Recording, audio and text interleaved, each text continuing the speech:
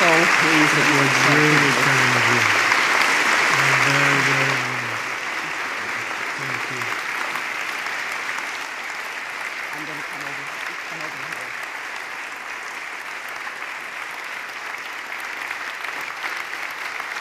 Oh, that is It beautiful. is, I think you'll find, this box comes right off the top of it.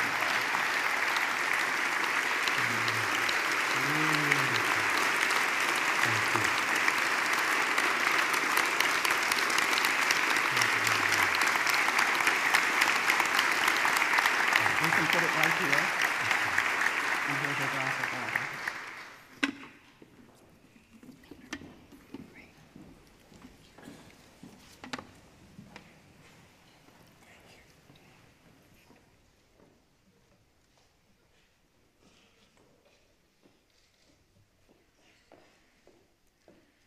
Bismillahirrahmanirrahim.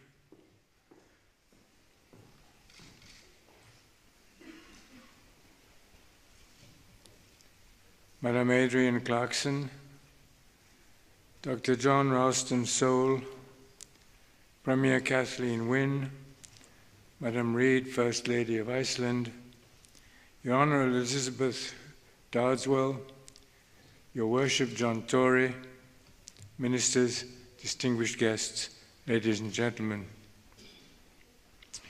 This is a deeply memorable moment for me. My warmest thanks go to Adrienne Clarkson, John Ralston Saul, and the Institute for Canadian Citizenship for this wonderful award, and to all of you for sharing in this important moment in my life. Imagine the honor one feels to receive an award named after Adrienne Clarkson, presented by Adrienne Clarkson.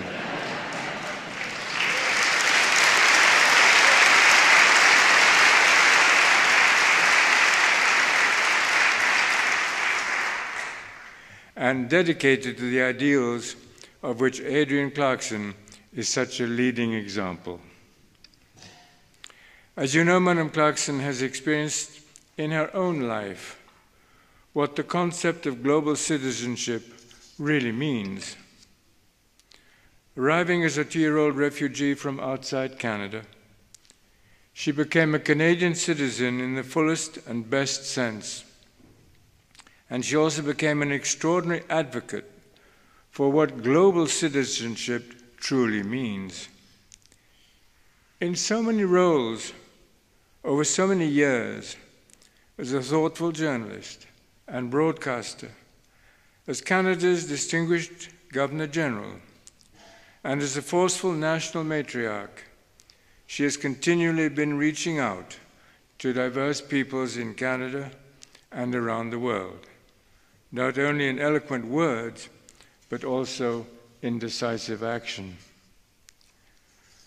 Madame Clarkson ne s'est pas contentée d'être une amie et une inspiratrice. Elle a aussi été pour moi un partenaire pour qui j'ai la plus grande estime. Sa contribution aux travaux de notre réseau de développement a été marquée par son mandat d'administratrice du Centre mondial du pluralisme à Ottawa, l'un des nombreux projets collaboratifs dans lesquels mes institutions, avec une profonde reconnaissance, se sont engagées aux côtés du gouvernement canadien. One might say that to receive an award for global citizenship from Adrienne Clarkson is a bit like receiving an Excellence in Hockey award from Wayne Gretzky.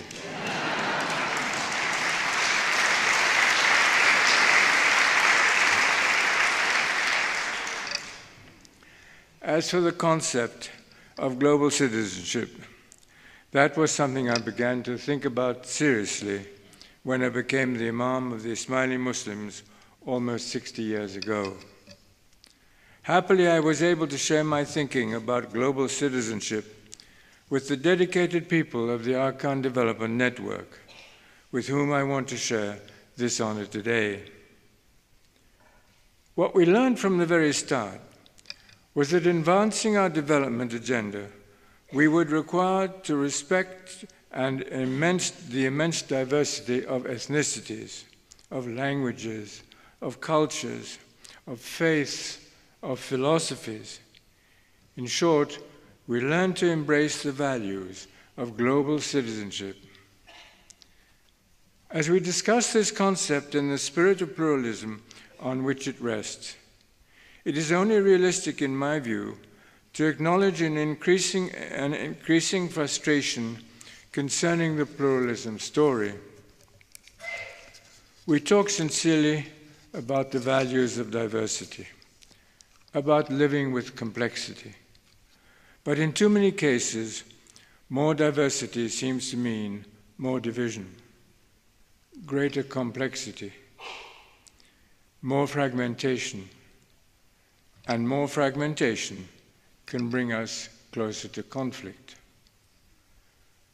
The stakes seem to be getting higher as time goes by, but so do the obstacles.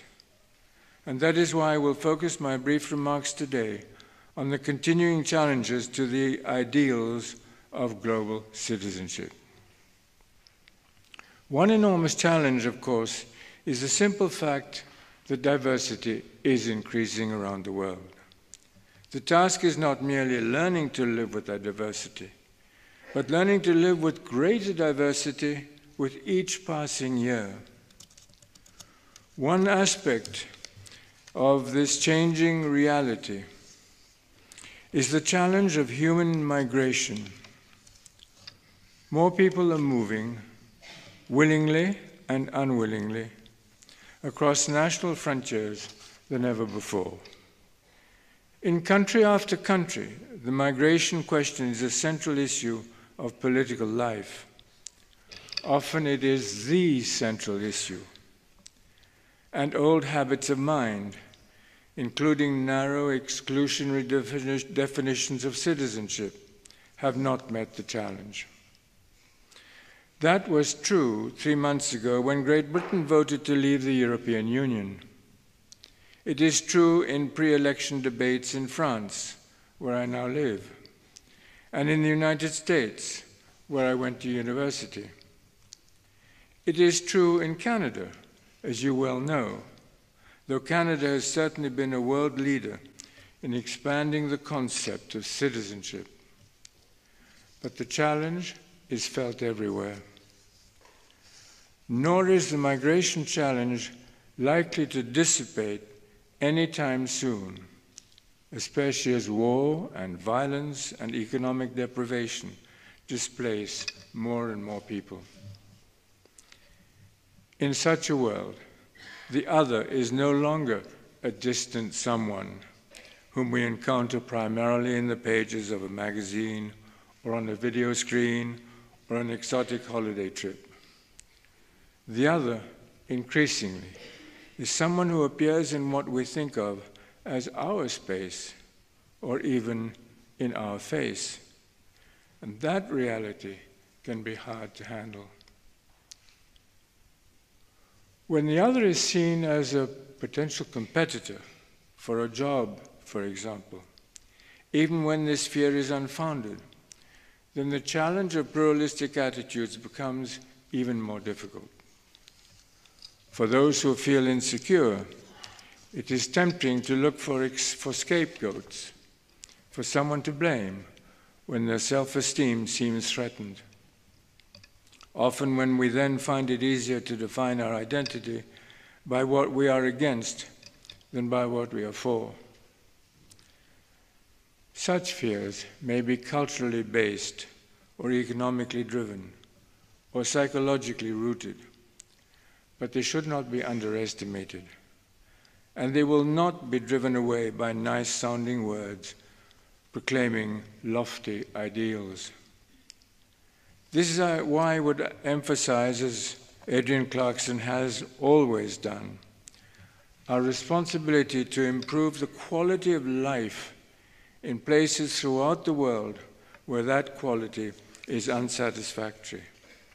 Fighting poverty, improving health and education, expanding opportunity as the first manifestation of a healthy, pluralistic ethic. Pluralism means responding to diversity, not only at home, but on a global basis, creating genuine visions of opportunity, wherever constraints or reversals are in the air.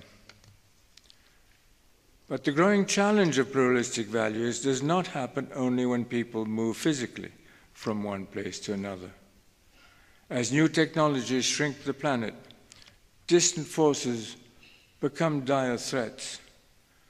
We worry about the perils of environmental degradation, for example, including the specter of climate change.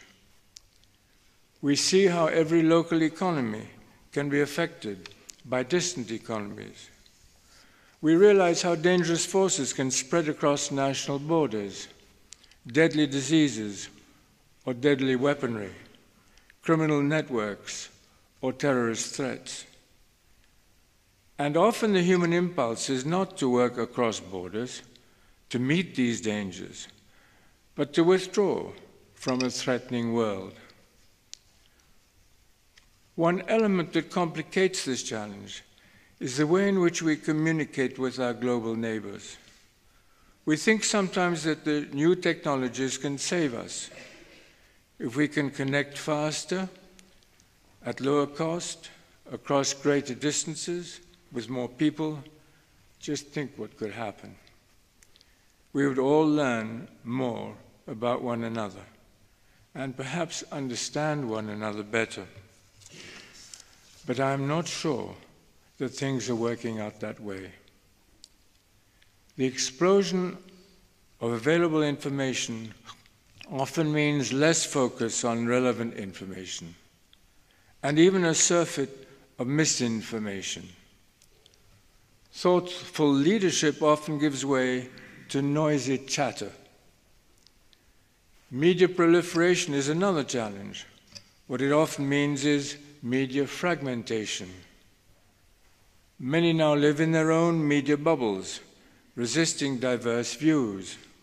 New technologies can make communication seem easier, but they can also make pluralism much more difficult.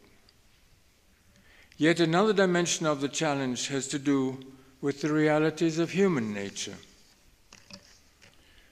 We often hear in discussions of global citizenship that people are basically alike. Under the skin, deep in our hearts, we're all brothers and sisters, we are told. And the secret to a harmonious world is to ignore our differences and to emphasize our similarities. What worries me, however, is when some take that message to mean that our differences are trivial, that they can be ignored and eventually erased. And that is not good advice. In fact, it is impossible. Yes, our understanding and our underlying humanity should motivate our quest for healthy pluralism. But such a quest must also be built on an empathetic response to our important differences. And that, again, is a point which Adrienne Clarkson has emphatically articulated. Pretending that our differences are trivial will not persuade most people to embrace pluralistic attitudes. In fact, it might frighten them away. People know that differences can be challenging, that disagreements are inevitable, that our fellow humans can sometimes be disagreeable. As Madame Clarkson has famously said, and I'm quoting her here, the secret to social harmony is learning to live with people you may not particularly like. My fear is that talking only about our common humanity might seem to threaten people's distinctive identities, and that can complicate the challenge of pluralism. Who am I? Qui suis-je? We all must pose that question. Answers will grow out of basic loyalties to family, faith, community, language, which provide a healthy sense of security and worth. But if the call for pluralism seems to dilute those old loyalties, then that new call may not be effective. Embracing the values of global citizenship should not mean compromising the bonds of local or national citizenship. The call of pluralism should ask us to respect our differences, but not to ignore them, to integrate diversity, not to depreciate diversity. The call for post-cosmopolitanism is not a call to homogenization. Try and spell that word out. It means affirming social solidarity without imposing social conformity. One's identity need not be diluted in a pluralistic world, but rather fulfilled as one bright thread in a cloth of many colors. When Adrienne Clarkson gave the Massey lectures on CBC 2 years ago, she used a phrase that became her book's title, Belonging, the Paradox of Citizenship. The word paradox expresses precisely the challenge I have been discussing. Perhaps the key to resolving the paradox of citizenship is to think about layers of overlapping identity. After all, one can honor a variety of loyalties to a faith, an ethnicity, a language, a nation, a city, a profession, a school, even to a sports team. I'm thinking of ice hockey. One might share some of these identities with some people and other identities with others. My own religious community identifies proudly as Ismaili Muslims, with our specific interpretation of Islamic faith and history. But we also feel a sense of belonging with the whole of the Muslim world, what we call the Ummah. Within the Ummah, the diversity of identities is immense, greater than most people realize. Differences based on language, on history, on nationhood, ethnicity, and a variety of local affiliations. But at the same time, I observe a growing sense within the Ummah of a meaningful global bond. When the question of human identity is seen in this context, then diversity itself can be seen as a gift. Diversity is not a reason to put up walls, but rather to open windows.